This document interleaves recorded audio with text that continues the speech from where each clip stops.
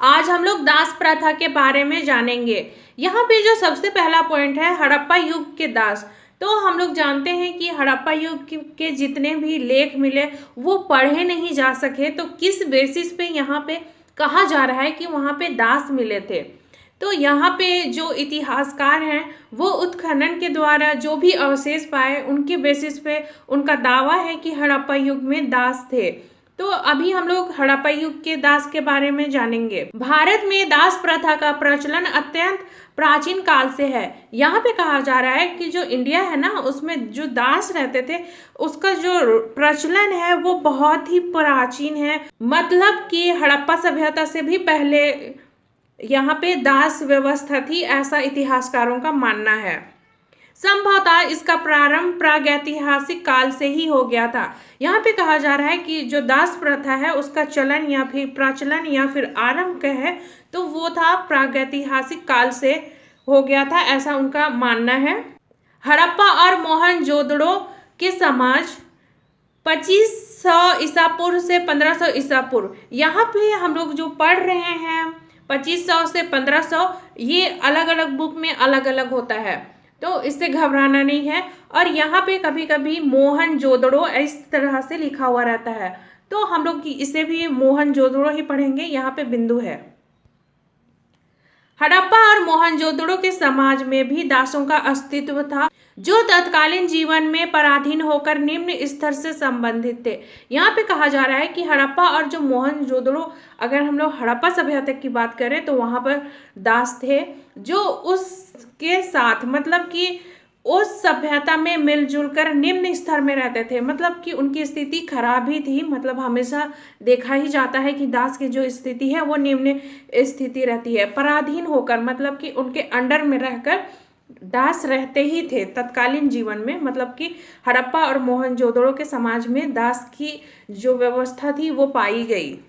मोहनजोदड़ो के बड़े बड़े भवनों में छोटे कमरों का निर्माण इस बात की ओर इंगित करता है कि इनमें सेवक या दास रहे होंगे।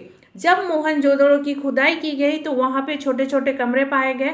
तो इतिहासकारों का मानना है, यहाँ पे मैंने जो कहा था कि उत्खनन से अनुमान लगाया गया है इतिहासकारों ने कि यहाँ पे दास रहे होंगे। तो मोहनजोदड़ो की खुदाई की गई तो वहाँ पे छोटे कमरे भी पाए गए।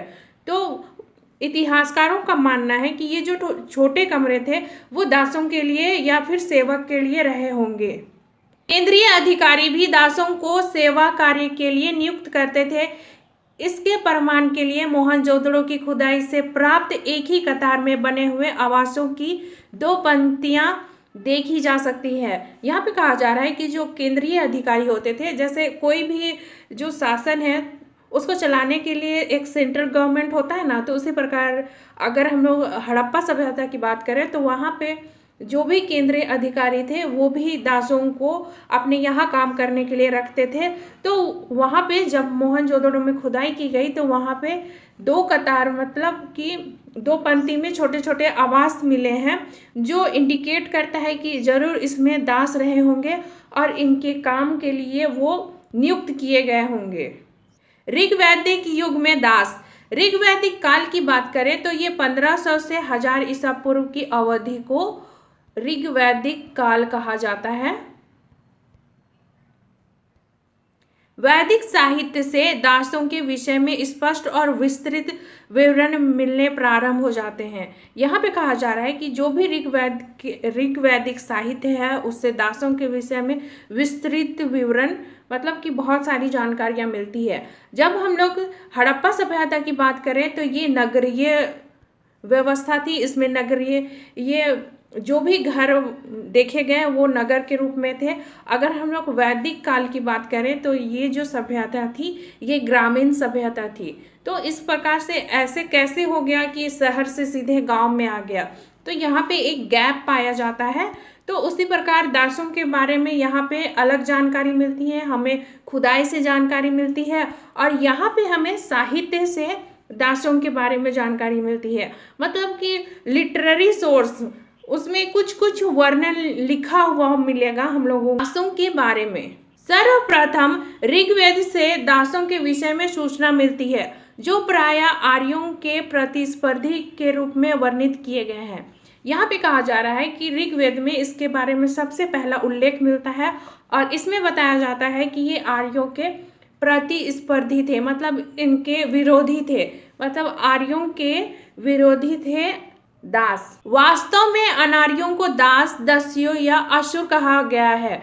यहाँ पे अगर हम लोग दास बोले या फिर अनार्य बोले या फिर दस्यु बोले या फिर असुर बोले, सब बात बराबर है। यहाँ पे दास को इंडिकेट किया जा रहा है इन सभी नामों से। दास कहे जाने वाले ये अनार्य आर्यों से शारीरिक और सांस्कृतिक दोनों दृष्टियों से भिन्न थे।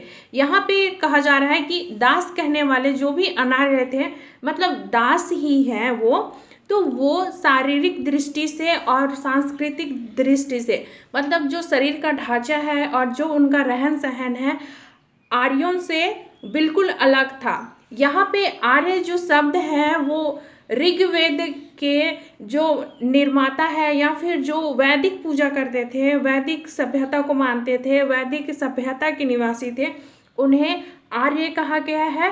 और यहाँ पे सीधा बताया गया है कि अगर कहीं पर भी अनार्य है, जैसे कि यहाँ पे, तो वो दास है। आर्य और अनार्य में सबसे बड़ा डिफरेंस ये है कि जो ऋग्वैदिक सभ्यता के जो निवासी थे वो आर्य कहे गए और जो उस सभ्यता से अलग थे उन्हें अनार्य कहा गया।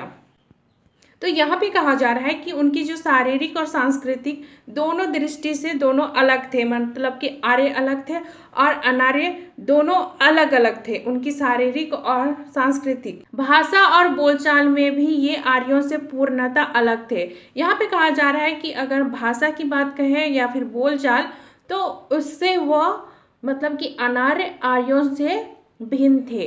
दास जो थे, अगर हम लोग दास्यु कहे या असुर कहे, तो वो आर्यों से भिन्न थे। इसलिए ऋग्वैदिक कालीन अनार्यों को दास, भेदरवाक जिनकी भाषा अस्पष्ट थी, आकर्मण, वैदिक कर्मकांड से शून्य, आदेव्यु, वैदिक देवताओं को ना पूजने वाला इत्यादि कहा जाता था। यहाँ पे कहा जा रहा है कि उनकी भाषा अलग थी, उनकी बोलचाल अलग थी, उनकी शरीर जो थी वो अलग थी, तो इसलिए आर्यों ने अनार्यों को दास कहा है, भी धर्वाक कहा गया।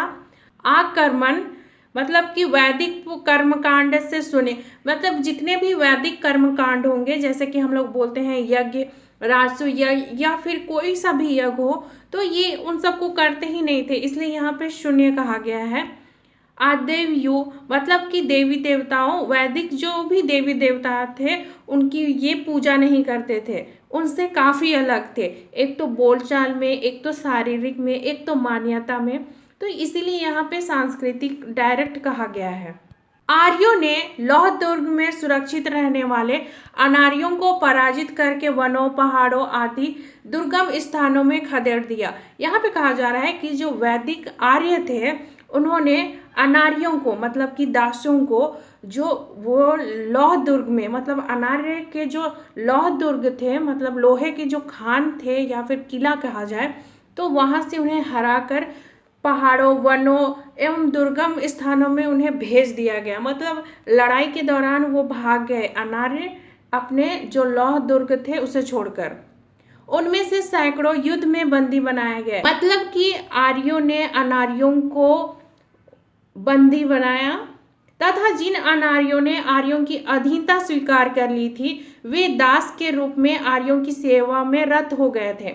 यहाँ पे कहा जा रहा है कि आर्यों ने जिन अनार्यों को अपने अधीन किया था वो उनके अधीन सेवा के काम करने लगे, उसके जो रंग थे उनमें रत गए, मतलब कि आर्यों ने जो भी काम करने को कहा वो करने लगे। तो इस प्रकार से दास वो बने अनार्य।